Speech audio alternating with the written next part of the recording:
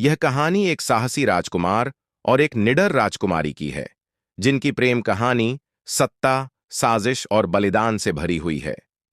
दुनिया की सबसे खुशहाल राजकुमारी को भीगने से बचाने के लिए एक व्यक्ति बिना सोचे समझे नदी में कूद गया और अपने शरीर से एक पुल बना दिया। राजकुमारी ने संकोच किए बिना उसके कंधों पर कदम रखा और नाव पर चढ़ गई। जाते जाते उसने उस व्यक्ति की ओर एक गहरी नजर डाली जो उस व्यक्ति के दिल में हमेशा के लिए बस गई। लाशी और उसका सफर। लाशी अपने साथी पागल कुत्ते के साथ दक्षिण की ओर निकला। रास्ते में उसे कई नए अनुभव हुए, लेकिन जब वह दक्षिण के एक इलाके में पहुंचा तो उसने जो दृश्य देखा उससे वह स्तब्ध रह गया। वहां के स्थानीय कबीलों ने लूटपाट मचा रखी थी और निर्दोष लोगों को मार रहे थे। लाशी ने फैसला किया कि वह इस जगह पर रुकेगा और हालात की तह तक जाएगा। इसी दौरान उसकी मुलाकात वहां की खूबसूरत और निर्भीक राजकुमारी दाप्याओलियांग से हुई। उसकी निडरता और बेबाकी ने लाशी को बहुत प्रभावित किया और वह महल में घुसने में भी कामयाब रहा। प्रेम का जन्म और साजिश की शुरुआत। महल में रहने के दौरान लाशी और दाप्याओलियांग एक दूसरे के करीब आ गए और धीरे धीरे लाशी को उससे प्रेम हो गया। लेकिन उसकी हर हरकत पर सांगबियाओ की नजर थी। जब सांगबियाओ को पता चला कि लाशी को एक सुंदर राजकुमारी से प्यार हो गया है, तो उसने खुद उसे पाने की योजना बनाई। वह रानी के पास गया और उसका विवाह प्रस्ताव लेकर पहुंचा।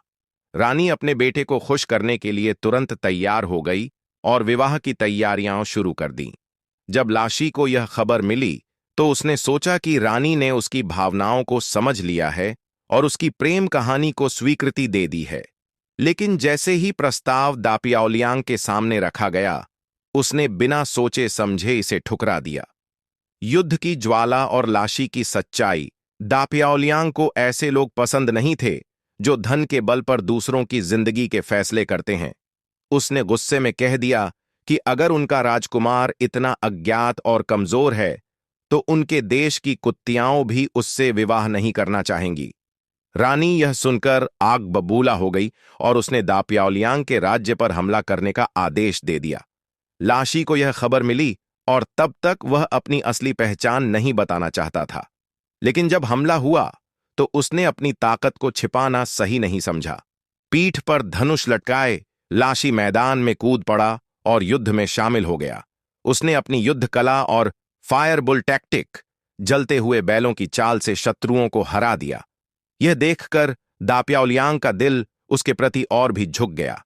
लेकिन इसी बीच रानी का संदेश लाशी तक पहुंच चुका था।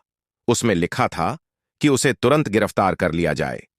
प्रेम बनाम सत्ता। अब दाप्याओलियांग को यह पता चला कि लाशी कोई आम आदमी नहीं बल्कि शाही परिवार का सदस्य है।